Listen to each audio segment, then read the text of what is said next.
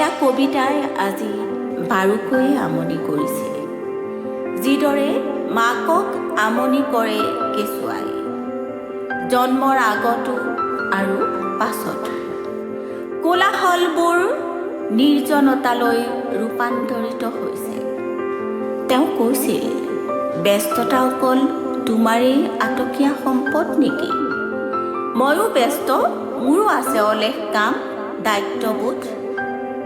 মই মাজে সময়ে ভাবোঁ, মই বাৰু কিয় ইমান ব্যস্ত হৈ পৰিছোঁ নিজক লৈ?